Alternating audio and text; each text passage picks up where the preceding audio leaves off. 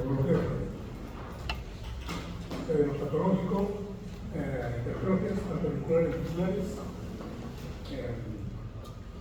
lesiones isquémicas, infarto, necrosis por ahí, y bloqueo de raro. Mitocondrias. Empezamos, ¿sí? Cuando hablamos de hemodinamia, algo me empiezo a recordar de biofísica, ¿sí? Cuando empiezo a recordar de biofísica, empiezo a acordarme de que hablamos en ese tema de flujos, presiones y resistencias.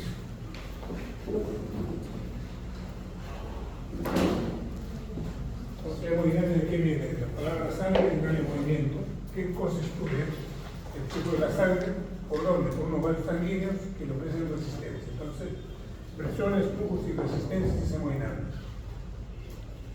Para la circulación de ese componente sanguíneo, ¿qué necesito? Que la sangre impulse hacia la aorta con presión en los vasos para que éste sea impulsada a través de los vasos que lleguen a la microcirculación, que es el objetivo y el aparato cardiovascular. El aparato cardiovascular tiene, si dijéramos aquí, se reduce su función principal a la percusión de la microcirculación. Todo está dispuesto para atender a la microcirculación. Dice, de dinámica vamos a explicar con el funcionamiento del corazón como el corazón es una unidad contráctil, los vasos sanguíneos no son estáticos, en un momento están en vasoconstricción, pasa, y en otro momento están en vasodilatación.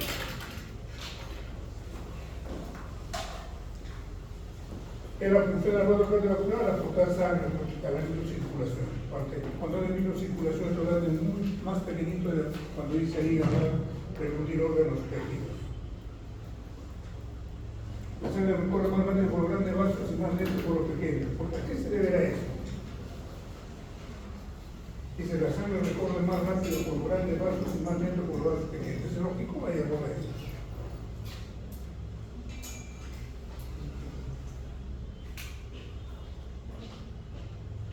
A ver, jóvenes.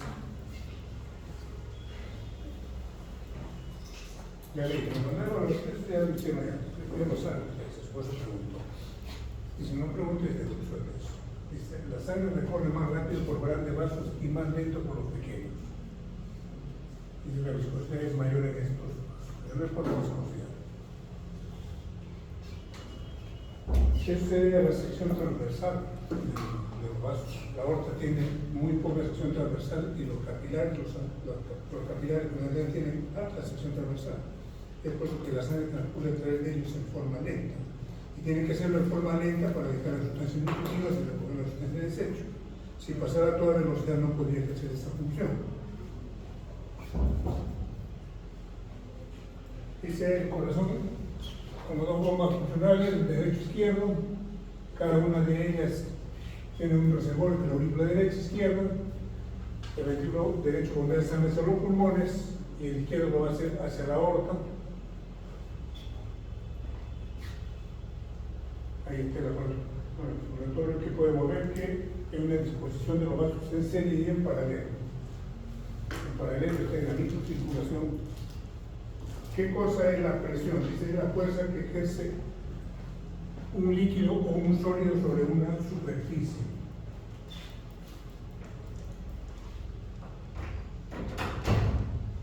Es la fuerza que ejerce. La resistencia es la fuerza que va a oponerse a la acción de otra fuerza, y el flujo es el fluido. Aquí van de presión arterial, resistencia que ofrecen los vasos sanguíneos, y el flujo en la sangre.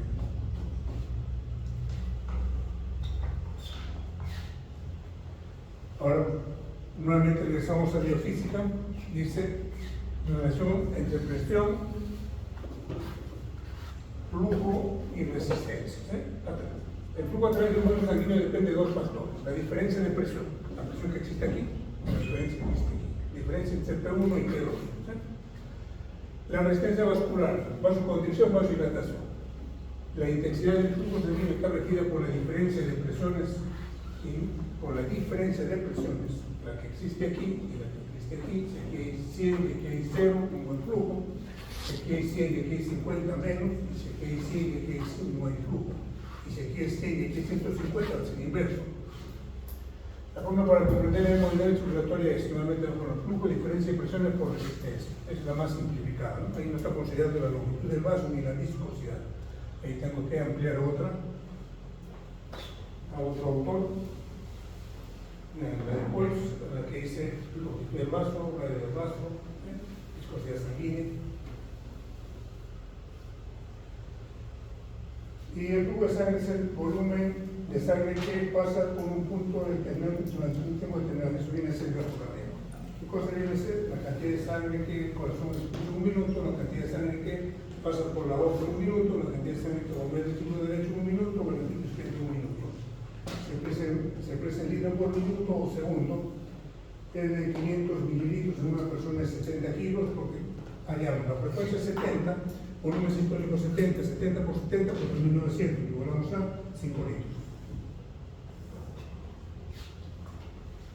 El flujo de la sangre, para esto es una decisión difícil. Flujo laminar y turbulento. El flujo laminar consiste en que la sangre fluye con intensidad constante desde un vaso largo, liso y capa fluye en línea de corriente.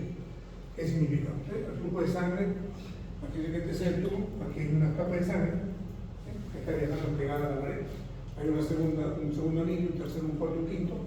El primero va a menor velocidad, ¿por qué? Porque está haciendo fricción con el endotelio que está quieto, que no mueve, por tanto le va a restar energía cinética.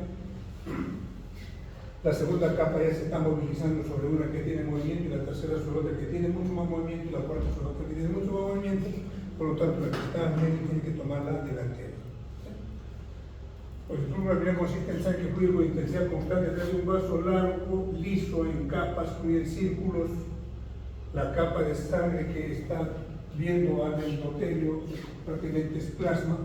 Los glóbulos rojos se van hacia la mitad.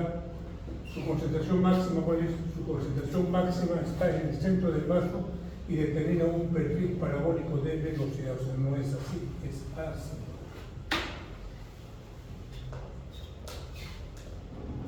El flujo turbulento,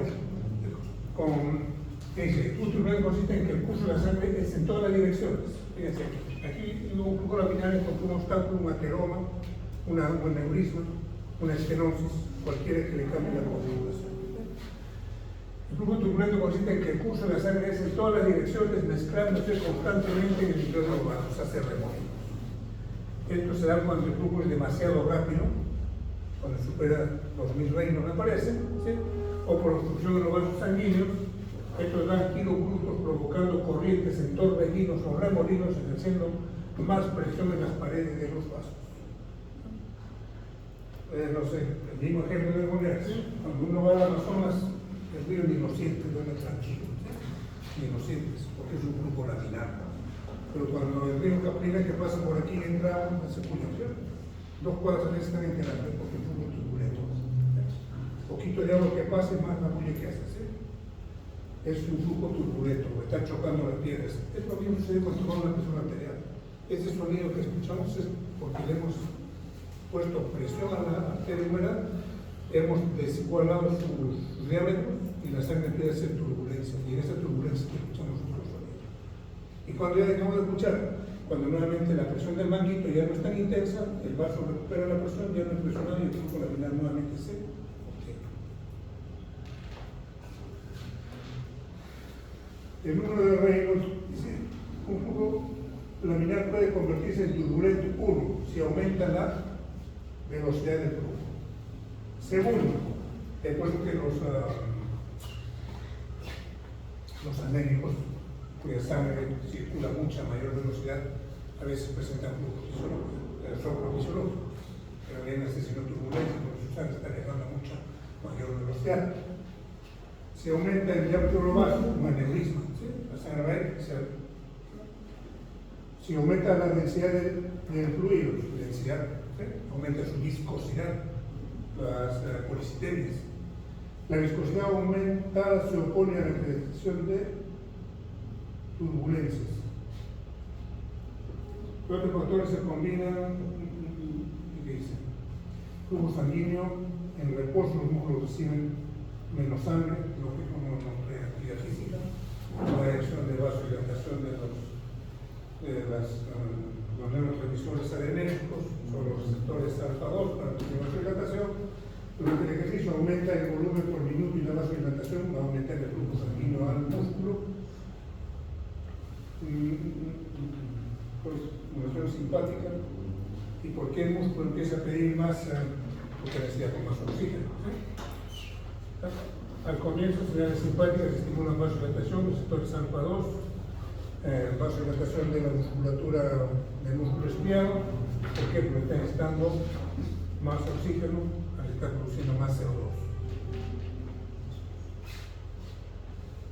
¿Qué es la presión sanguínea? La presión se mide en unidades de milímetro de mercurio. En medicina usamos el milímetro de mercurio. Otros ingenieros utilizan Pascal, kilopascal, centímetros de agua.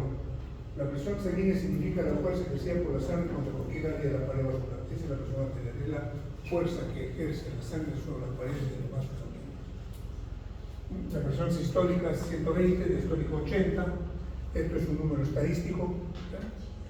No me puedo grabar en la cabeza que 120, todo tiene que tener 120, 180, porque hay pacientes que yo no puedo catalogar a un paciente que venga, le tomé la presión ahorita 140 con 90 y le diría que es hipertenso.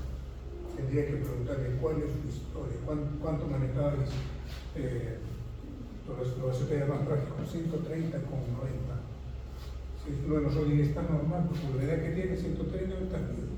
Pero si yo le voy a preguntar, cuando era joven, ¿qué presión tenía? Tenía 100, doctor, con 60. Entonces, ese es un hipertenso.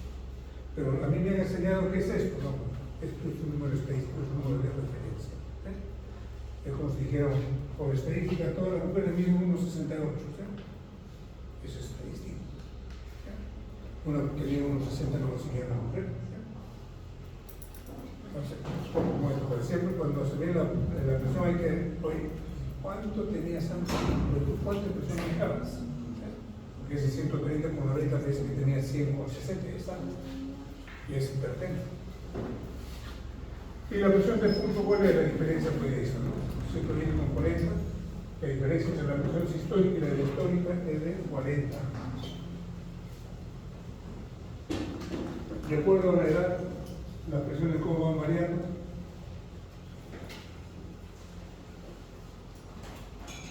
Resistencia al curso de la sangre. Hemos hablado del flujo, hablamos de la resistencia. La dificultad del flujo se calcula midiendo el flujo de sangre y el gradiente de presión del vaso, unidad de resistencia periférica. Resistencia periférica total y resistencia periférica pulmonar, que son distintas porque tienen distintas características. El flujo sanguíneo de una persona en reposo, 100 mililitros por segundo, y el gradiente de presión de las arterias de la gran circulación es de 100 mililitros, por lo tanto la resistencia total es de 100% de un TRU. Aquí veamos. Resistencia pulmonar, la presión arterial es de 13 y la presión de la aurícula izquierda es un promedio de 4, dando un gradiente de presión de 9 milímetros.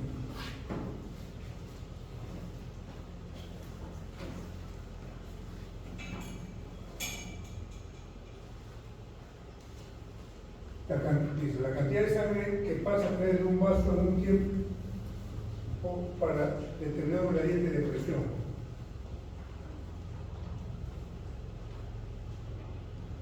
Segundo punto, es efecto del diámetro del vaso de la conductancia. Pequeños cambios del diámetro de un vaso originan cambios en su capacidad de conducir la sangre cuando el flujo es uniforme. En la fórmula que tenemos de Poisson, que dice radio a la cuarta potencia, ¿no es cierto?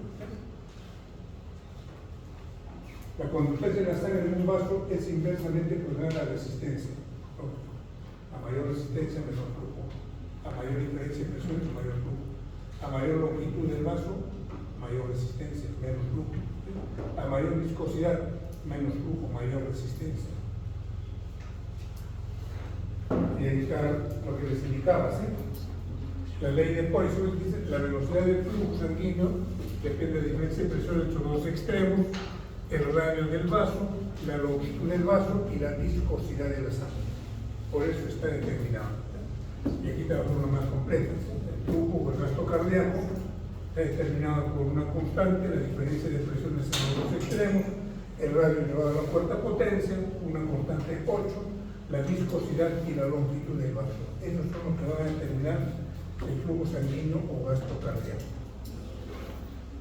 Dice, lo más importante de esta cuestión es ver que el radio está en el numerador, lo que significa que el flujo es directamente proporcional al radio a la cuarta potencia. O sea que si el radio del vaso sube o baja, aunque sea mínimo, el flujo subirá o bajará en forma sumamente importante.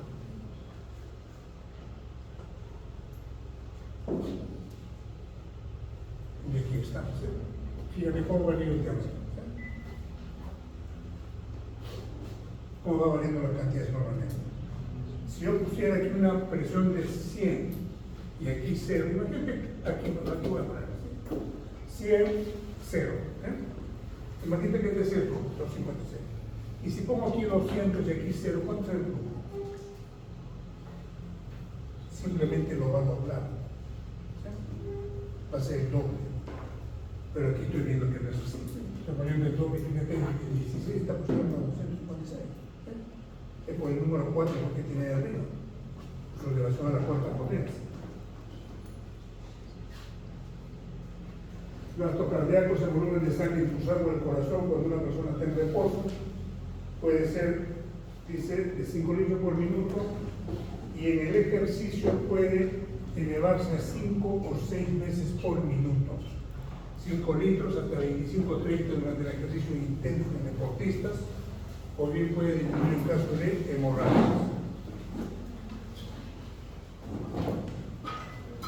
A ver, seguimos por aquí. En la circulación, ¿qué estructuras intervienen? Las arterias. ¿Qué función tienen las arterias?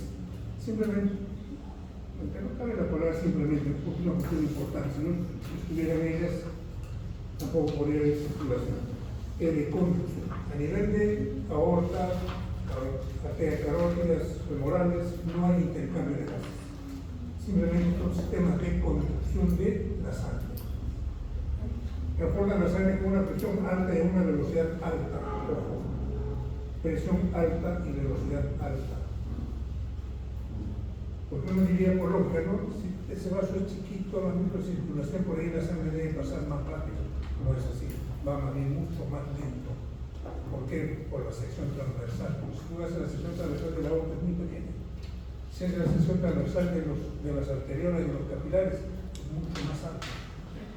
Y por la teoría de la conservación de la masa, eso más complementa para que sea lenta.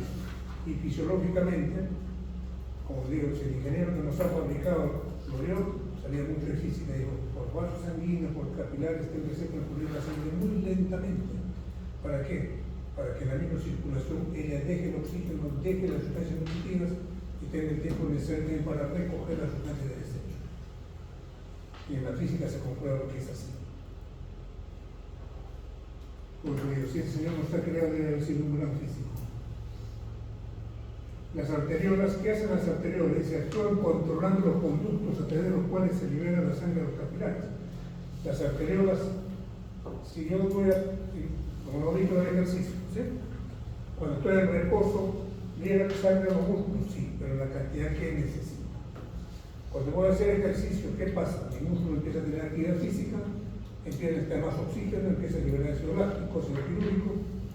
Los tejidos se dan cuenta que hay mucho CO2, entonces hay estímulo de cosa para descarga adrenérgica. La descarga adrenérgica que hace, libera adrenalina, no adrenalina, y dejamos todos con los flores alfa 2 produciendo vasodilatación a nivel de los músculos.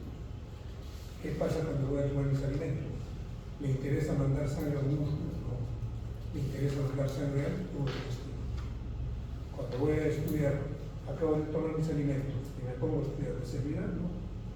Porque a la vida no le interesa probar el curso, no le interesa el médico, a él le interesa preservar la vida. Por tanto, va a empezar a mandar sangre al tubo digestivo, al cerebro, para que viva nada más. Y jóvenes estudiar, pasaban media hora, una hora después de tomar sus alimentos.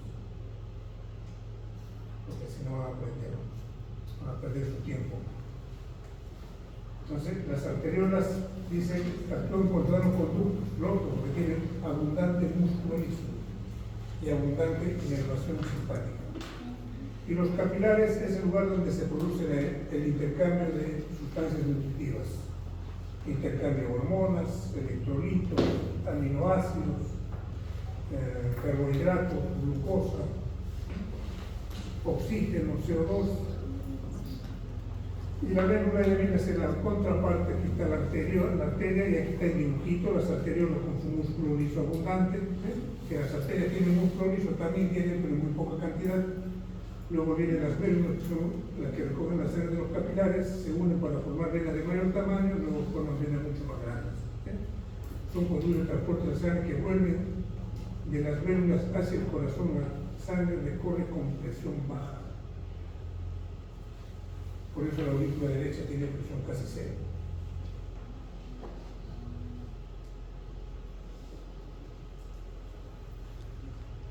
Una característica importante de la válvula vascular es que todos los vasos sanguíneos son distensibles, no son líquidos.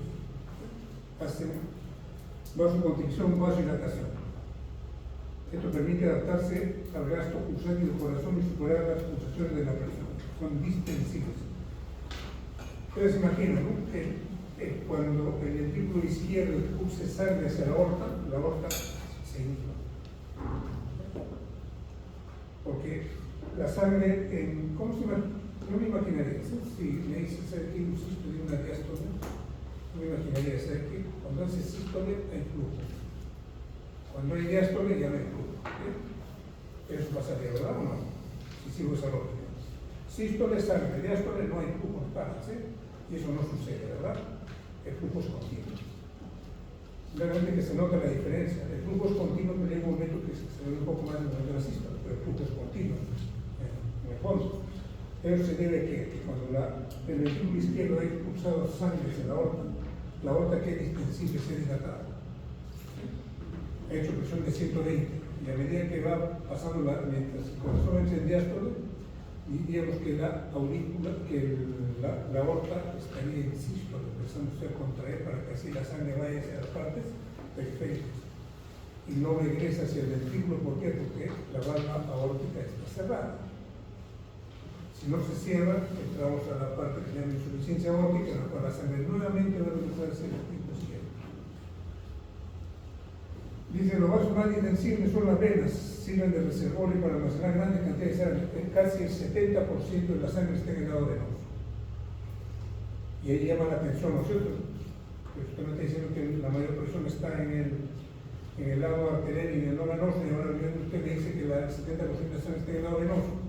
Es por la razón de que las venas son muy distensibles, tienen menor resistencia, por eso la presión es baja.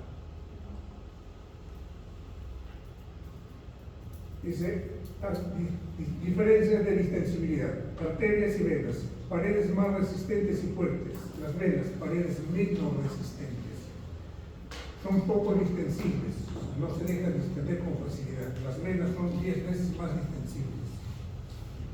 Arterias, poco almacenamiento de sangre, las venas acumulan 6 a 10 veces más sangre.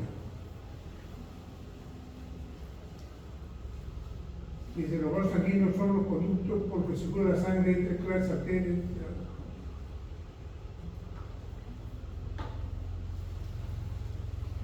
Adaptabilidad o capacitancia vascular. Es el aumento de volumen multiplicado por el aumento de presión en los vasos sanguíneos. Dice, la capacitancia de una vena sistémica es de unas 24 veces mayor que la de su arteria correspondiente, por ser 8 veces más distensible y tener un volumen 3 veces mayor. El 70%, en las arterias el 25%. ¿Y por qué no hay tanta presión? Porque las venas, dice, pues son 8 veces más distensibles, las venas son más distensibles.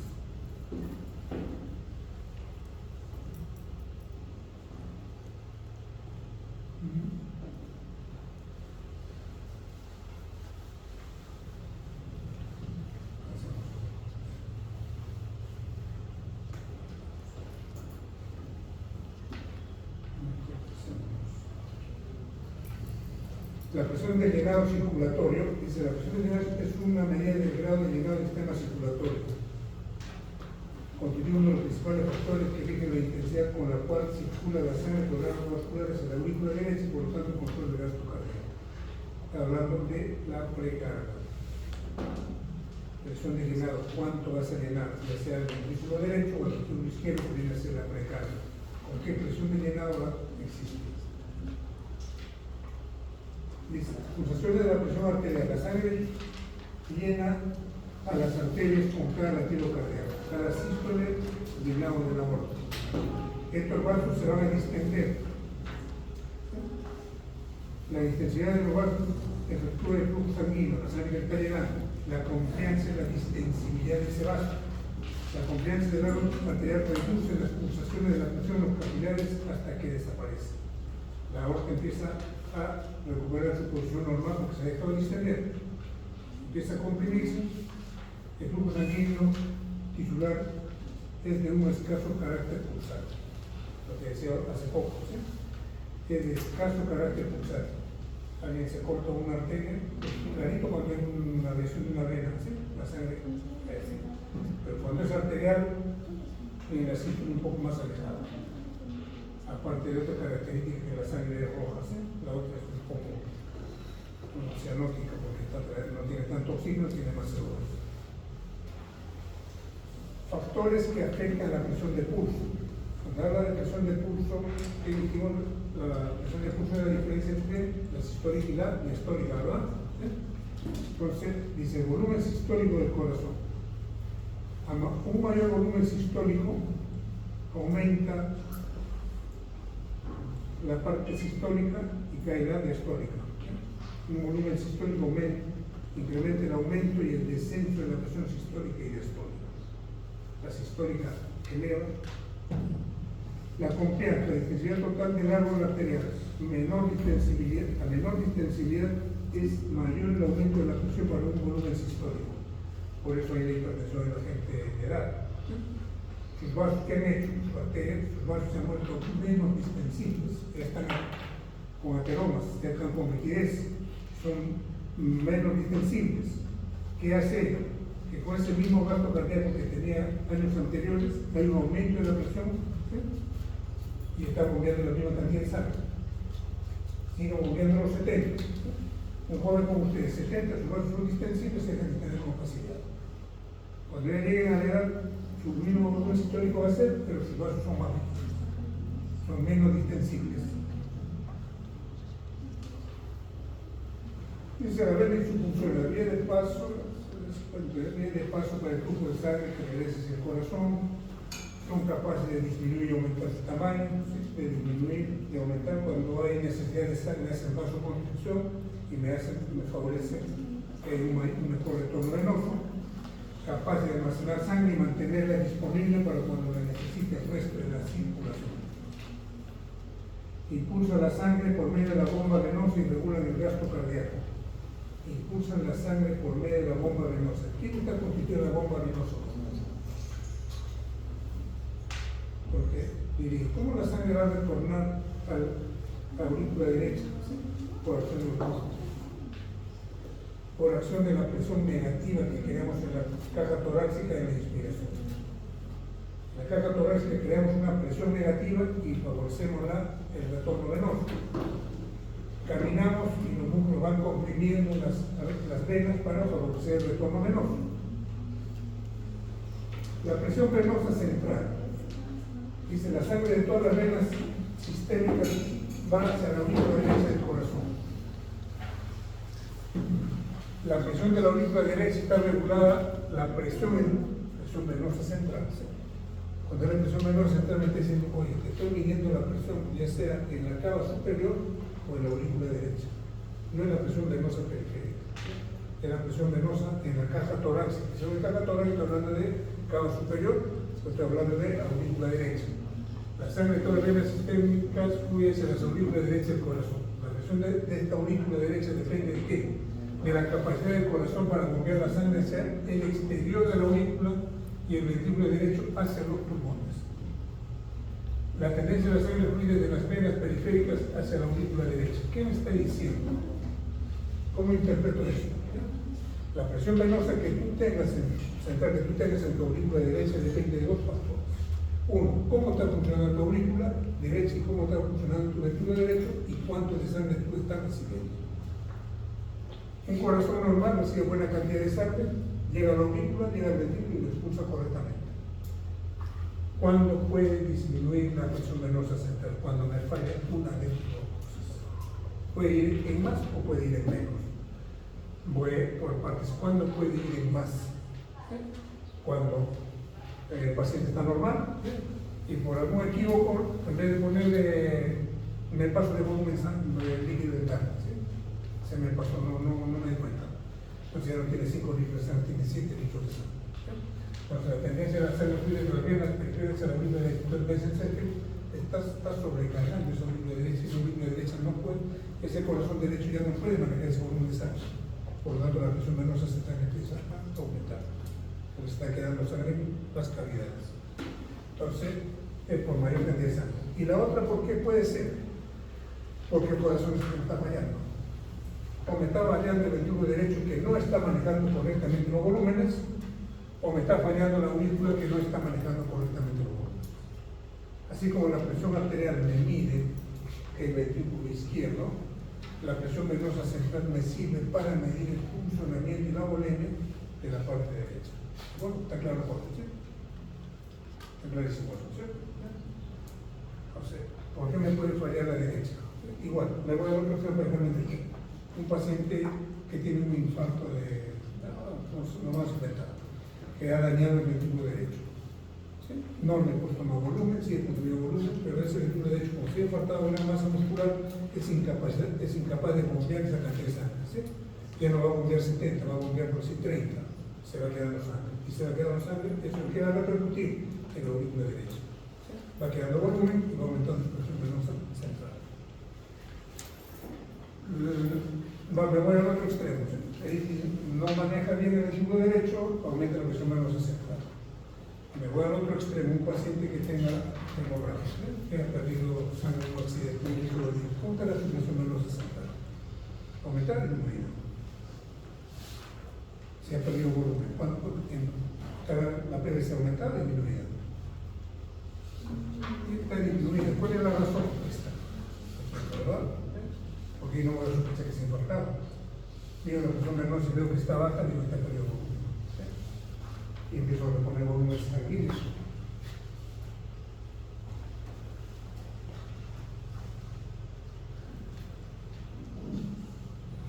Son factores que pueden aumentar. ¿Sí? Aumento del volumen de sangre, factores que aumentan la presión de la aurícula derecha, exceso de volumen, aumento del tono neural de vasos, el tono neural con incremento, aquí que me está diciendo, por vasoconstricción de las venas, como era el reservorio, me están haciendo regresar mucho más sangre, pesa, pero ha aumentado el volumen sanguíneo, dilatación de las arteriolas disminuye la resistencia periférica, que me está diciendo que ese 30% está pasando con mayor velocidad hacia el lado derecho. Pues, dilatación de arteriolas disminuye la resistencia periférica, que es que las arteriolas no pases tanta cantidad para aquí, llega aquí 30%, pero como hace vasodilatación pasa mayor cantidad. Dice, la presión normal en la aurícula derecha es de 0 milímetros de mercurio, que es igual a la presión atmosférica de todo el organismo. Es 0 de la aurícula derecha. Dice, las venas grandes ejercen poca resistencia al flujo sanguíneo cuando están distendidas, que la resistencia es casi 0. Las venas pueden estar comprimidas en muchos puntos del cuerpo, lo que supone un obstáculo para el flujo sanguíneo, por ejemplo, en todos los brazos, cuello, abdomen. Por lo tanto, las grandes venas ofrecen la misma resistencia al flujo sanguíneo. La presión de las venas periféricas pequeñas en una persona en posición de cúbito es entre 4 a 6 millones mayor que la presión en la aurícula derecha.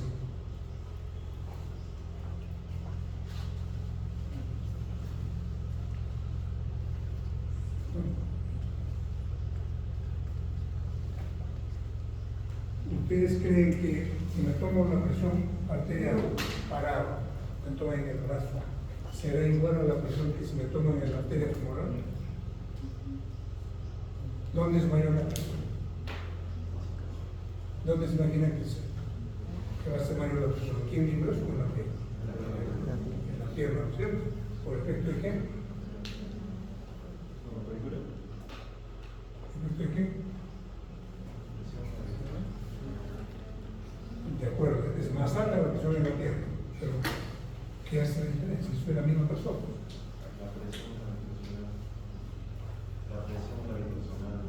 Que la fuerza de la gravedad. ¿Sí? Dice la presión en la superficie del agua, dice la presión en la superficie del agua es igual a la presión atmosférica. Pero en biología volvemos a acordar, si estoy en la superficie del mar, la presión que tengo sobre mi persona es una nota de presión. Pero si me voy a sumergir 10 metros a la profundidad del mar, ya tengo dos presiones atmosféricas. Una, la del aire, y esos 10 metros de agua hacen otra presión atmosférica. Por eso, cuando me toman la presión aquí, toda la altura del corazón es la presión que me corresponde. ¿Sí? Pero cuando me toman en la pierna, ya tengo una columna casi de 1 metro. ¿Sí? Por tanto, ya no va a ser igual la presión. Tengo una columna de sangre. Pues la presión en la superficie del agua es igual a la presión atmosférica. Pero aumenta 1 milímetro cada vez que me voy distanciando. La presión gravitacional también ocurre en el aparato vascular del ser humano por el peso de la sangre en las venas. En un adulto que está de pie y quieto, la presión en los pies es de 1,90 milímetros, sencillamente por el peso gravitacional de la sangre en las venas, entre el corazón y los pies. Ahí está. Y fíjense, está a más altura del corazón, en los senos venosos la presión es negativa.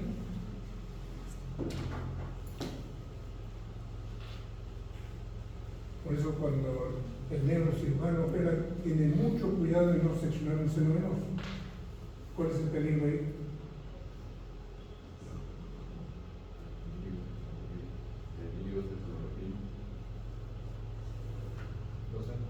¿Qué pasa un seno venoso? Son venas. Venas en la cabeza.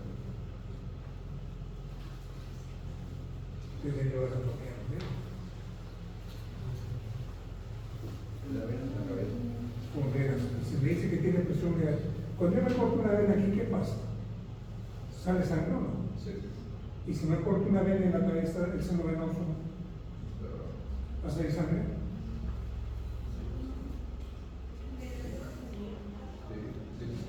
¿Va a salir sangre?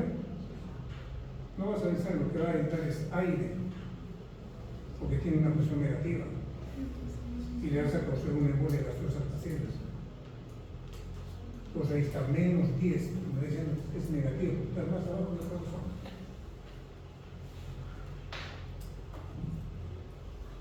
Las válvulas venosas, el agua arterial en ningún momento hemos mencionado que tenga válvulas, ¿no es cierto? Porque la sangre fluye ahí por presión, va hacia adelante. En las venas la presión es muy baja, la sangre tiende a regresar hacia la parte más baja del cuerpo, ¿sí? Por eso tenemos que tener válvulas venosas y la bomba venosa. Dice, distribuida de tal forma que la dirección del fluido puede ir solamente en una dirección. ¿Cómo hacia dónde? Hacia el corazón derecho.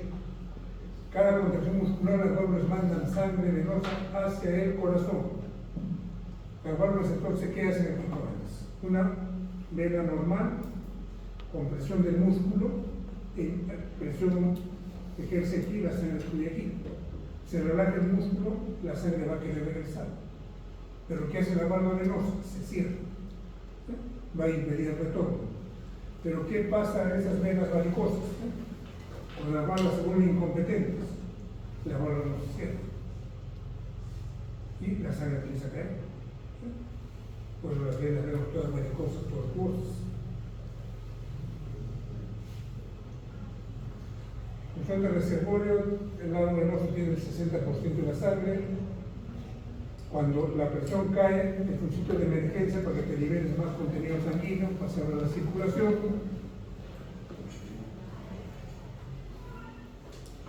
Tenemos dos tipos de circulación, la circulación sistémica y la circulación pulmonar. En la circulación sistémica o mayor, el 64% de sangre está en las venas, el 13% en las arterias y el 7% en las venas y capilares sistémicos.